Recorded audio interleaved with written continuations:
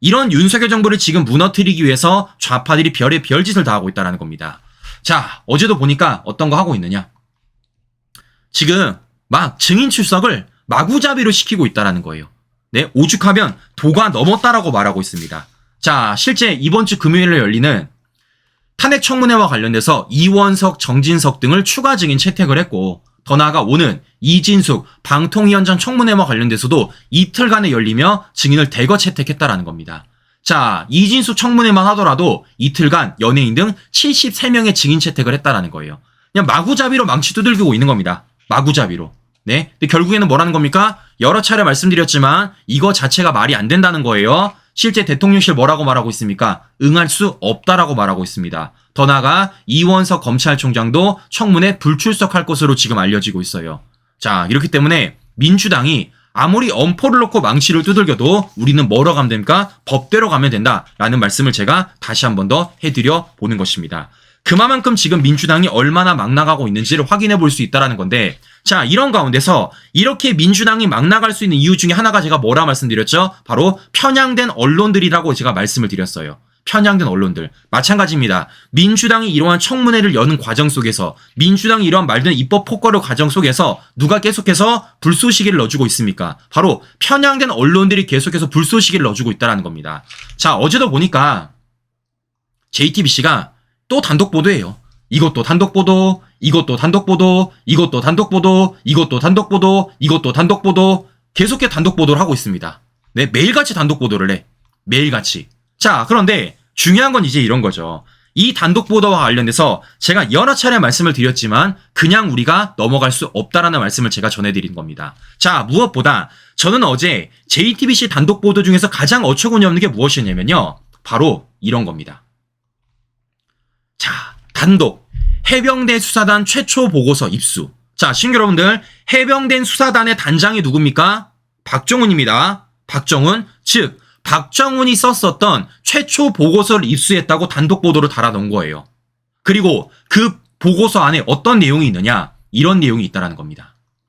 임성근이 지시한 바둑판식 수색, 현장 간부들은 무슨 말인지라는 단독 보도를 내렸습니다. 그러니까 실제 임성근 전 사단장이 바둑판식 수색을 지시를 했고 그와 관련해서 현장 간부들이 아리송했다라는 겁니다. 즉 임성근 사단장의 이 바둑판식 수색이 문제 있다라고 지금 알리고 싶은 거예요. 그리고 이게 어떻게 있다라는 겁니까? 이 해병대 수사단 최초 보고서에 들어가 있다라는 겁니다. 자, 그런데 중요한 건 이런 거예요. 이와 관련돼서 이미 누가 결정 내렸다고요? 경찰의 수사 결과가 나왔다고 말씀을 드렸어요. 심지어 지금 JTBC가 문제 삼고 있는 이 바둑판색 수사과 관련돼서도 경찰이 이미 입장을 밝혔습니다. 자, 어떻게 밝혔는지 우리 시청자 여러분들에게 영상 간단하게 보여드리고 방송 이어가 보도록 하겠습니다. 이 내용을 들으시면요, 이 JTBC 보도가 얼마나 어처구니 없는지를 확인해 볼 수 있으실 겁니다. 이와 다음날 수중수색으로 인한 사망의 결과 사이에 인과관계 또한 있다고 보기 어렵습니다. 수면으로 내려가서 바둑판식으로 수색하라는 지시는 소관과 협의된 수색 지침대로 군사교범상 의심지역 집중수색 방법인 바둑판식으로 꼼꼼하고 면밀하게 수색할 것을 강조한 것으로 볼 수 있고, 현장 지도 과정에서 1사단장의 작전 수행 관련 지적과 질책에 따른 일선의 부담감이 일부 확인되었으나 이를 이유로 포 11대대장의 임의적인 수색 지침 변경을 예상하기는 어렵고 사망의 결과 사이에 인과관계 또한 있다고 보기 어렵습니다. 자, 힘을 들어보셨습니까? 지금 마치 JTBC는 어떻게 보도하고 있어요?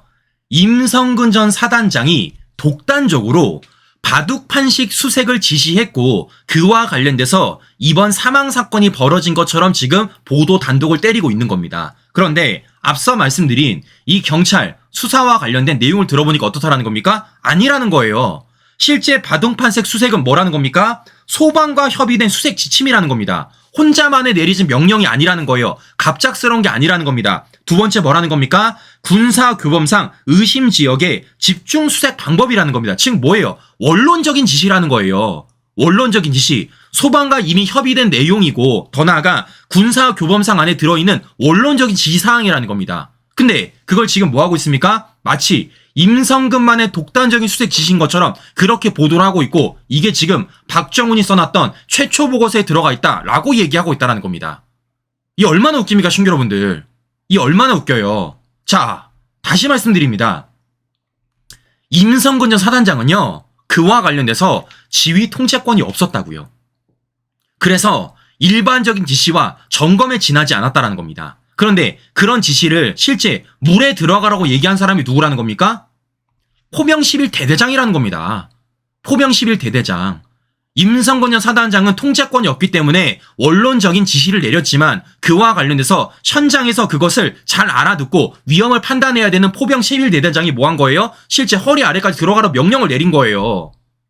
근데 이와 관련 지금 뭐 하는 겁니까? 어떻게든 임성근 사단장을 올가매우기 위해서, 어떻게든 이걸 벗어나지 못하기 위해서 뭐 하는 거예요? 또다시 박정훈이 써놨던 말도 안 되는 수사보고서를 입수했다고 보도하고 그와 관련해서 임성근의 이름을 또다시 언급하고 있는 겁니다. 왜요? 윤 대통령 올가매야 되는가? 네? 임성근이 여기서 빠져나가게 된다라면 이와 관련돼서 윤 대통령이 빠져나갈 수도 있다라는 생각이 들기 때문에, 이래서 우리가 이와 관련돼서 하나하나 팩트 체크를 해야 된다라고 제가 여러 차례 말씀을 드려본 겁니다. 자, 결국에는 뭐 하는 겁니까? 제가 여러 차례 이 편향된 언론들의 문제를 삼은 게 뭡니까? 왜 한쪽의 이야기만 이만큼 부풀려 얘기하냐라고 제가 말씀을 드렸어요. 그러니까 사건에 있어서, 하나의 사안에 있어서 양측의 목소리를 들어보고 양측의 목소리를 모두 다 들려주고 우리 국민들한테 판단하게 만들어주는 게 언론사의 역할 아니겠습니까? 왜냐? 팩트 체크된 게 없잖아요. 왜냐? 경찰 수사 결과 나왔잖아요. 왜냐? 공처 수사 결과 안 나왔잖아요. 그러면 그와 관련돼서 선전선동과 여론전을 펼칠 게 아니라 실제 양측의 목소리를 모두 들려주고 우리 국민들에게 판단할 수 있게 내려주는 게 언론사의 역할 아니겠습니까? 자, 그런데 항상 보여드리지만 JTBC는 뭐라는 겁니까? 오로지 민주당 목소리예요. 오로지 박정훈 목소리입니다. 이미 박정훈의 이러한 최초 보고서가 문제가 있다라고 판단을 했고 그와 관련돼서 박정훈이 항명죄로 재판을 받고 있음에도 불구하고 박정훈의 보고서를 데려다가 지금 임성근이 바둑판식 수색을 내렸다. 그게 현장 간부들이 아리송하게 만들었다. 그러게 박정훈의 혐의는 인정될 수밖에 없다라고 취지로 방송하는 게 바로 이 보도라는 겁니다. 근데 제가 보여드렸죠. 실제 경찰이 어떠한 수사 결과를 내렸는지, 그런 가운데서 이 바둑판식 수색이 실제 임성근 혼자만의 독단적인 게 아니라 소방과 협조를 했고 실제 지침에 들어가 있는 내용이라는 걸 제가 보여드리는 것입니다. 자, 그런데 저는 JTBC한테 하나 요구하고 싶은 게 있습니다. 그렇게 잘 까는 사람들이, 그렇게 이름을 잘 거론하는 사람들이 왜 김규현은 얘기 안 하는 거예요? 끝까지. 왜 김규현은 얘기 안 하는 겁니까? 자, 지금 제가 취재하고 있어요. 제가 취재하고 있습니다. 제가 무엇을 취재하고 있느냐? 지금 좌파들에 따르면 뭐라고 말하는 겁니까? 실제 김규현이 공수처에 공익 제보자로 들어가 있다는 겁니다. 공익 제보자. 근데 제가 여러 차례 말씀드렸어요. 공수처는 공익 제보자를 지정할 수 있는 권한이 없다.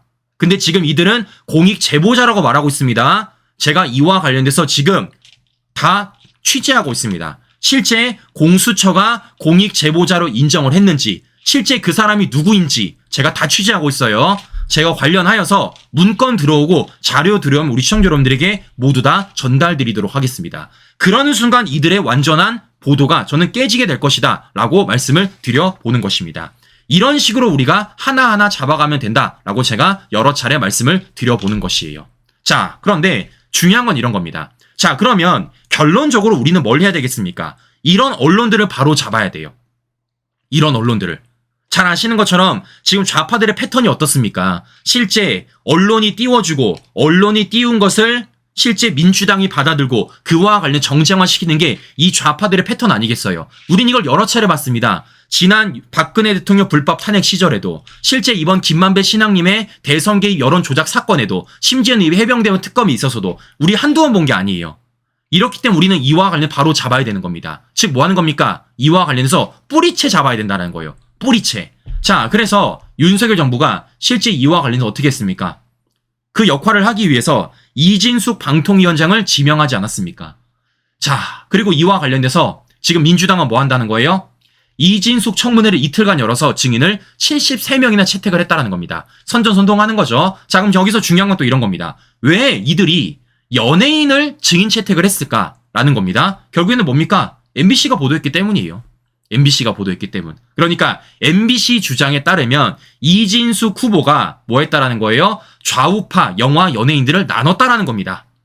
그에 따라서 뭐 하는 겁니까? 민주당이 연예인 등 73명을 증인 채택했다라는 거예요. 결국에는 또다시 편향인 언론과 민주당이 짝짝꿍하고 있는 모습을 확인해 볼 수 있다는 거죠. 자, 그런데 확실히 이 좌파들이 이진숙이 무섭긴 무서운가 봅니다. 확실히 무서운가 봐요. 자, 무슨 얘기냐? 제가 지금부터 이 좌파들이 이진숙을 저지하기 위해서 어느 정도로 보도를 하고 있는지 제가 보여드리겠습니다. 자, 이미 한번 보여드린 적 있어요. 일단 한겨레 단독입니다. 노조 탄압 들어가. 노조 탄압. 두 번째, MBC 차기 사장이 투사가 와야 된다. 라는 1년 전에 토론회 발언을 끌고 오고 있고, 더 나아가 이진숙 후보가 미국에서 과속 유죄 판결을 받았다. 라고 말했던. 제가 말씀드렸죠. 과속을 유죄 판결을 받았다고 누가 얘기합니까? 과태료 처분했다고 말하지. 근데 이게 언제라는 거예요? 2007년이라는 겁니다. 자, 근데 이것뿐만 아니라 다 끌고 와. 이태원도 끌고 오고, 세월호도 끌고 오고, 이제는 전매특허 5.18까지 끌어오고 있습니다. 네, 이진숙을 저지하기 위해서 별의 별짓을 다 하고 있다는 거예요. 근데 제가 어제 가장 깜짝 놀랐던 거 뭐냐면요. 이제는 이게 안 되니까 중동을 끌고 옵니다. 중동을. 자, 실제 어제 MBC가 이와 관련해서 어떻게 말을 하는지 제가 간단하게 전해드리고 방송 이어가 보도록 하겠습니다. 이진숙 방통위원장 후보자가 방송사에 재직하던 시절 중동을 핑계로 방송을 사유화해왔다는 논란이 일고 있습니다. 이쯤 되면 임명권자가 방송과 통신이 아니라 중동과 관련된 일을 맡기는 게 낫지 않았을까 싶은데 윤수한, 이용주 두 기자의 리포트 보시고 직접 판단해 보시죠. 자, 시민으로 보시는 것처럼 어떻습니까? 이제는 나 진짜 내가 어이가 없어가지고 네, 이진숙을 막아내기 위해서 뭐 다 끌고 와. 이젠 심지어는 중동까지 끌고 있다는 중동까지. 제가 여쭤보겠습니다. 이게 지금 언론사가 해야 되는 역할일까요? 네. 실제 지금 경찰, 공수처가 수사 중인 해병대원 사건 관련돼서 계속해서 군부를 지피고 더 나아가 이 방송을 정상화하기 위해서 이진숙 후보자를 지명했는데 그 이진숙과 관련해서 있는 거 없는 거 다 던지는 게 과거랑 과거는 다 파헤치는 게 이게 언론사가 하는 일이냐고요. 이래서 지금 언론에 문제가 있다라고 제가 여러 차례 말씀을 드린 겁니다. 이걸 바로 잡아야 된다고요. 말도 안 되는 거죠. 자, 그러면 비교를 좀 해드리도록 하겠습니다. 자, 실제 지금 과거에는 우리가 한 카테고리로 묶었던 방송국이 하나가 있어요. 어디라는 겁니까? KBS라는 겁니다. KBS. 그러니까 윤석열 정부 초기 때만 하더라도 MBC, JTBC, KBS가 함께 말도 안 되는 보도를 연이어서 했다라는 거예요. 그런데 최근에 어떻습니까? 이 KBS가 사장 교체를 넘어서 정상화되고 있기 때문에 이제는 이 카테고리에 묶이지 않는다라는 거예요. 그러면 실제 지금 KBS는 이와 관련돼서 어떤 보도를 하고 있는지 제가 보여드릴게요. 자, 어떻게 보도하고 있느냐? 이런 보도하고 있습니다. 마약 문제와 관련돼서. 실제 이태원 클럽에서 집단 마약 취재진이 필로폰을 발견했다는 겁니다. 실제 그리고 이와 관련돼서 경찰과 함께 잠복까지 했다는 거예요. 그리고 이와 관련돼서 실제 지금 이 마약 문제가 우리 사회에 얼마나 뿌리 깊은 문제가 되고 있는지를 보도하는 것이고 실제 이와 관련해서 왜 취재를 시작을 했는지 더 나아가 이게 왜 아직까지도 해결이 안 되는지 그런 심층 보도를 하고 있는 겁니다. 자, 시청자 여러분들 제가 보여드렸어요. 비교를 해보십시오. 지금의 KBS 보도 그리고 JTBC, MBC의 보도 어떤 게 더 우리 국가에게 이롭고 어떤 게 더 우리 국민들에게 이로운 겁니까? 시청자 여러분들. 뭐가 진짜 우리 사회를 위해서 언론과 기자들이 뛰는 거라 볼 수 있겠습니까? 네? 이렇기 때문에 뭐 하는 겁니까? 이와 관련해서 우리가 언론을 바로 잡아야 되는 것이고 그런 언론의 정상화를 위해서 지금 윤석열 정부가 실제적으로 행동하고 있다는 것을 확인해 볼 수 있다는 것입니다. 다시 말씀드립니다. 지금 언론사가 해야 될 역할은 뭐라는 거예요? 우리 국가와 국민들을 위해서 내야 될 목소리를 내야 된다라는 거예요. 근데 지금 민주당 좌파들 더 나아가 편향 있는 언론들이 내는 이 단독 보도 하나같이 보십시오. 우리 민생과 연관돼 있습니까? 우리 국민의 삶과 직결이 돼 있어요? 없습니다. 오로지 좌파들만의 목소리를 확대 재생산하는 그런 스피커밖에 역할이 안 된다라는 거예요. 근데 앞서 말씀드린 이 KBS 보도를 통해서 우리가 뭘 알 수 있겠습니까? 실제 지금 우리 사회에 정말 문제가 무엇인지에 대해서 기자들이 발로 뛰고 있고 그런 발로 뛰는 과정 속에서 경찰 수사, 검찰 수사의 문제점을 파악하는 것이고 그들을 향해 빨리 수사하고 철저히 수사하라는 목소리를 낼 수 있다는 겁니다. 그게 저는 언론사의 역할이다라는 말씀을 해드려 보는 거예요. 그렇기 때문에 이걸 바로 잡기 위해선 우리는 그 과정들이 필요한 것이고 그 과정들을 이어나가기 위해서 윤석열 정부가 부단하게 노력을 하는 것이고 그런 과정 속에서 저는 이 좌파들, 편향의 언론들이 보도하는 것을 사전 타단하려고 저 나름대로 부단하게 노력을 했다라는 겁니다. 그리고 결국 뭐 하게 되는 겁니까? 안 먹히잖아요. 안 먹히잖아요. 좌파들이 카톡방 끌고 오고 녹취로 끌고 오고 별의 별거 다 끌고 왔지만 실제 이거 다른 언론사들이 받아주고 있습니까? 안 받아주고 있잖아요.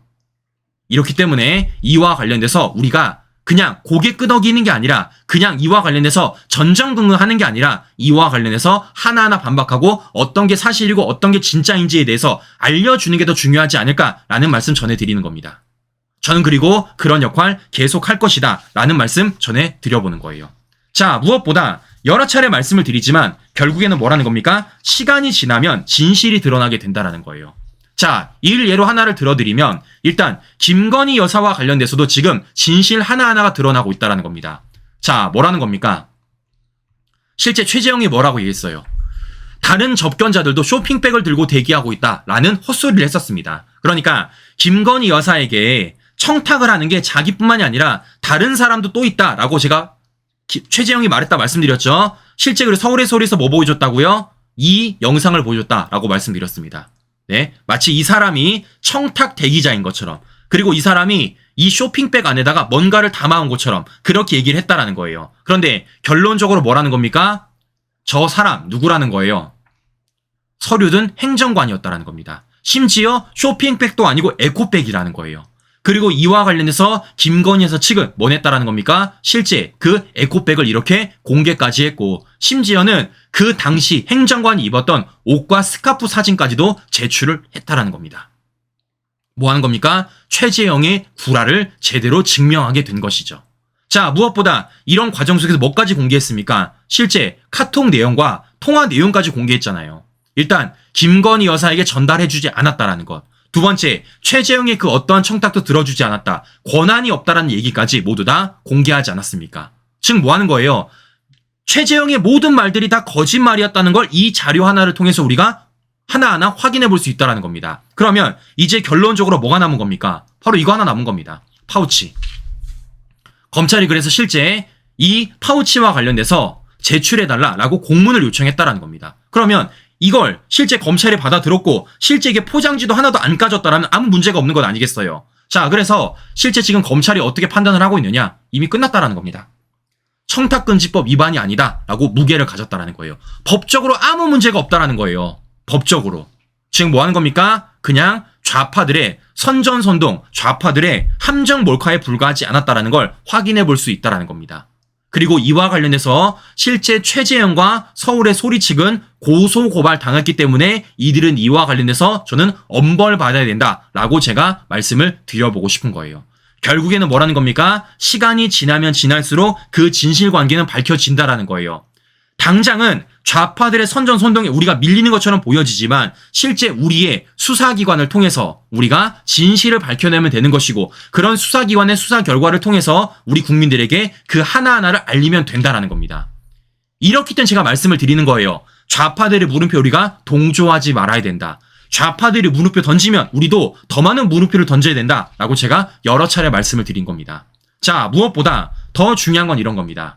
또 하나 진실이 밝혀지는 게 뭡니까? 바로 저들이 왜곡하는 진실뿐만 아니라 저들이 숨기는 진실까지도 우리가 밝힐 수 있다는 겁니다. 그 예시 중에 하나가 뭡니까? 바로 이재명의 대북송금 사건입니다. 자, 실제 이재명의 대북송금 사건, 이거 지금 대법원이 병합 신청을 기각했다라고 말씀을 드렸어요. 자, 실제 이와 관련돼서 신진우 부장판사가 뭐라고 얘기했죠? 김성태 200만 달러는 이재명 방북 사례금이다 라고 말씀을 드렸어요. 자, 그러니까 신진우 부장판사의 판결문을 보면 이게 공통적으로 나오는 게 뭐라고요? 이거라는 겁니다. 이화영, 김성태 1심 판결에 있어서 경기지사 방북 비용 대납이 목적이며 200만 달러는 경기지사 방북 관련 돈이다 라고 말하는 겁니다. 그때 경기지사 누굽니까? 이재명입니다. 즉 이재명은 빠져나갈 구멍이 없다라는 거예요. 자, 그럼에도 불구하고 지금 좌파들은 뭐 하고 있습니까? 이 신진우 부장판사와 관련돼서 난리법석을 부리고 있다는 겁니다. 난리법석을. 자, 그리고 실제 이재명이 뭐라 그랬습니까? 이와 관련돼서 언론들을 비판했다라는 거예요. 언론이 검찰의 애완견이다. 그리고 이재명이 왜 애완견이라 말하는지 제가 직접 영상 하나 보여드리고 방송 이어가 보도록 하겠습니다. 실제 이재명 이 자리에서 국정원 문건을 얘기합니다. 어떻게 했는지 직접 한번 들어보세요. 이 대표는 북한 정찰총국 간부 이호남이 주가 조작 대가로 쌍방울 해서 일주일에 50억 원씩 받기로 했고 대북 사업가에게 대신 받아달라고 요청했다 거절당했다는 국정원 보고서가 있다며 재판부가 김성태 전 쌍방울 회장의 진술 등을 편파적으로 채택했다고 주장하며 불만을 표출했습니다. 기밀 보고서가 맞겠습니까? 불법, 대부업 운영하다가 처벌받고 주가 조작하다가 처벌받은 이런 부도덕한 사업가의 말이 맞겠습니까?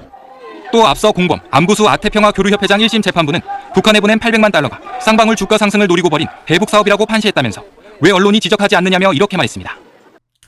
자, 보시는 것처럼 지금 이재명이 뭐 하고 있습니까? 국정원 문건을 얘기하고 있고 더 나아가 이화영, 그러니까 더 나아가 안부수와 관련된 얘기를 하고 있다는 겁니다. 안부수와 관련된 얘기. 그러니까 이재명이 지금 이런 얘기를 하는 궁극적인 이유는 뭐냐면요. 이걸 뉴스타파가 보도했어요. 국정원 문건 1, 국정원 문건 2, 국정원 문건 3 이런 식으로 보도를 했다라는 겁니다. 자, 그러면 저는 이런 말씀을 좀 들어볼게요. 지금 방금 이재명이 어떤 얘기했습니까? 국정원 문건이란 얘기를 했고 어떤 얘기했어요? 안부수 재판을 얘기했습니다. 안부수 재판. 그러니까 안부수 재판에서 채택된 국정원 문건을 왜 이화영 재판부는 채택하지 않았느냐라고 요구하고 있다는 겁니다. 그래서 이화영 1심 재판이 문제 있다라고 지금 이재명이 문제 삼고 있는 거예요. 자, 그런데 보여드리면요. 재판부 국정원 문건 증거로 채택했어요. 자, 실제 내용을 보십시오.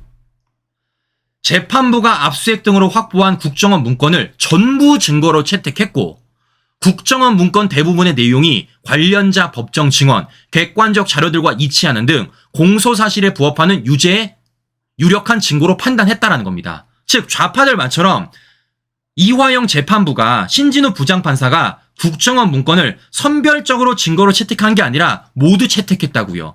그런 가운데 뭐 하는 겁니까? 지금 이재명과 관련돼서 대북송 관련돼서 어떻게 판결 내린 겁니까? 이렇게 판결 내린 겁니다. 지금 뭐 하는 겁니까? 좌파들의 거짓말이 한 번 더 걸려들게 된 거라는 거예요. 자, 그러면 여기서 우리가 한 가지 포인트 잡아야 될 게 있습니다. 자, 무슨 얘기냐? 분명히 이재명 얘기했습니다. 누구 재판? 안부수의 재판. 즉 안부수 재판부는 이런 판결 내렸는데 왜 이화영 재판부는 이런 판결 내렸느냐라고 말하고 있다는 거예요. 자, 그러면 저는 여쭤보도록 하겠습니다. 그러면 이재명 민주당은 안부수 재판부의 말이라면 믿겠습니까? 더 나아가 당사자인 안부수의 말이라면 믿겠어요? 왜냐? 이들이 이걸 감추고 있기 때문이에요. 자, 무슨 얘기냐? 실제 이화영, 김성태 판결이 나오기 전에 누가 먼저 판결이 나왔냐? 바로 안부수의 판결이 먼저 나왔습니다. 언제? 작년 5월 달에. 실제 5억 원대 대북송 관련해서 1심에서 징역 3년 6개월 받았어요. 3년 6개월. 자, 그러면 왜 이러한 판결을 내릴 수가 있느냐? 당사자는 안부수가 불었습니다. 뭐라고요? 이제 옹호하는 것도 한계다 라고 말하면서 불법 대북송금을 인정했다라는 거예요.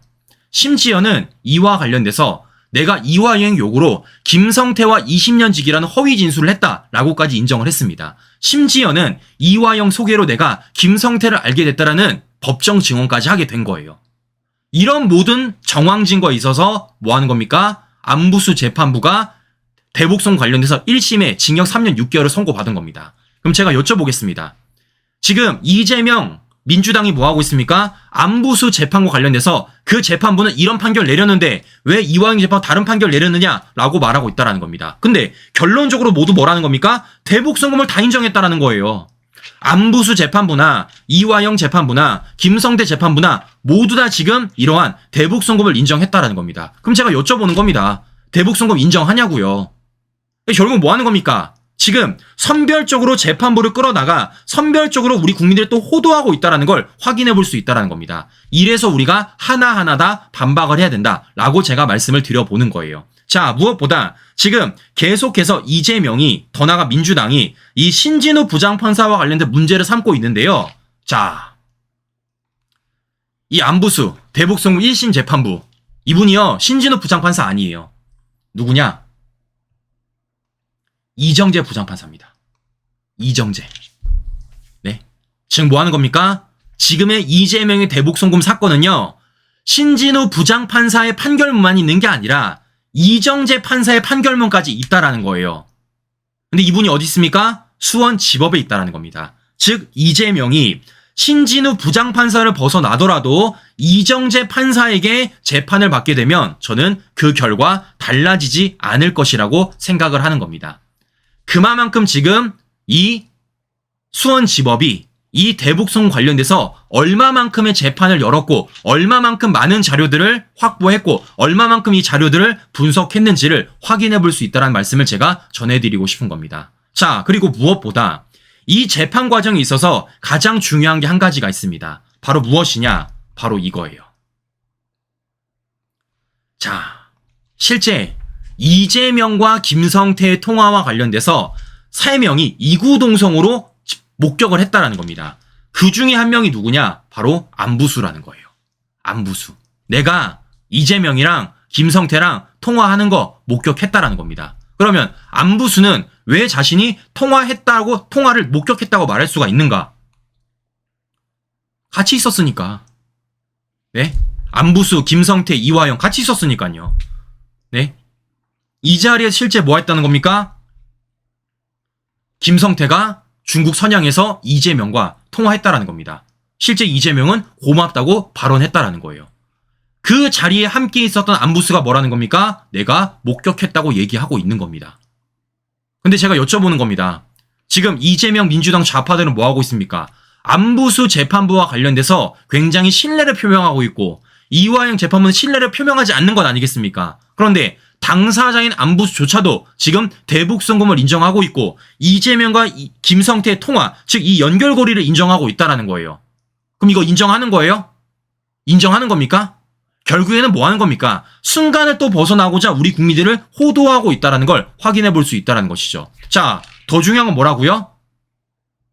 이들이 이렇게 함께 있게 만들어준 사람 누구라는 겁니까? 이재명 당사자라는 겁니다. 왜? 이재명이 그 출장에 서명해줬기 때문에. 즉 이와 관련돼서 절대 이재명은 벗어날 수 없다. 그 모든 물적 증거, 증언, 그 모든 것들이 다 들어가 있다. 그에 따라 지금 2명의 판사가 3가지 판결을 만들었고 이제는 이재명 하나 남았다라는 말씀을 제가 전해드리는 것입니다. 자, 그러면 이제 중요한 건 이런 거예요. 제가 여러 차례 말씀을 드렸지만 잘 보십시오. 지금 물적 증거 다 나왔죠. 인적 증거 다 나왔죠. 법정 증언 다 나왔죠. 판결문 3개 나왔습니다. 그럼 이쯤 되면은 이재명과 관련된 대북송금 사건 빨리 재판 벌여야 되는 건 아니겠습니까? 이것만큼 속도 낼 수 있는 게 뭐가 있어요? 자, 그래서 제가 말씀을 드리는 거예요. 재판이 열려지겠지, 재판이 되겠지라고 생각하는 게 아니라 우리가 이 재판을 더 빠르게 진행될 수 있도록 목소리 내야 된다는 겁니다. 재판을 촉구하는 목소리를 내야 된다라는 말씀을 제가 한 번 더 드려보는 것입니다. 그런데 참 애석하게도 국민의힘 내부에서는 그와 관련 목소리가 나오지 않고 있고 더 나아가 국민의힘 전당대에 있어서도 그런 목소리들이 전혀 나오지 않고 있다라는 거예요. 그래서 우리라도 이와 관련해서 목소리를 더 내야 된다라는 말씀을 제가 해드려 보는 것입니다. 네. 저도 같은 말 반복하는 거 너무 지겨워요. 지겹습니다. 근데 중요한 건 뭐라는 겁니까? 그 과정 속에서 우리가 이것을 잊으면 안 된다라는 거예요. 왜냐? 이들은 계속해서 물타기를 할 거니까. 잘 보십시오. 이미 안부수 재판부가 대북송금 관련돼서 인정을 했고 실제 안부수가 유죄가 판결됐음에도 불구하고 이 판결문이 수면 아래로 가라앉으니까 이재명이 선전선동하잖아요. 안부수 재판부와 관련돼서 신진우 부장판사를 물타기하고 있지 않습니까? 똑같은 겁니다, 시청자 여러분들. 네, 우리가 절대 이에 대해서 목소리 내지 않는다라면, 우리가 지겹다, 같은 말 반복한다 라고 생각한다라면요, 결국엔 저들의 물타기에 희석되는 것이고요, 실제 이 이슈가 가라앉게 되는 것입니다. 저는 그래서 여러 차례 우리 시청자 여러분들에게 관련된 자료를 보여드리는 것이고 어떻게든 이걸 수면 위로 끌어올리려고 부단하게 노력을 하고 있는 거예요. 자, 이렇기 때문이라도 우리 시청자 여러분들 계속해서 우리가 목소리 내야 되고 이와 관련돼서 함께 여론을 만들어야 된다라는 말씀을 제가 해드려 보는 것입니다. 오늘 방송 마무리하도록 하겠습니다. 네, 오늘도 행복한 하루 보내시고요. 전 다음 방송 다시 뵙도록 하겠습니다. 오늘도 긴 시간 끝까지 시청자 여러분 감사합니다.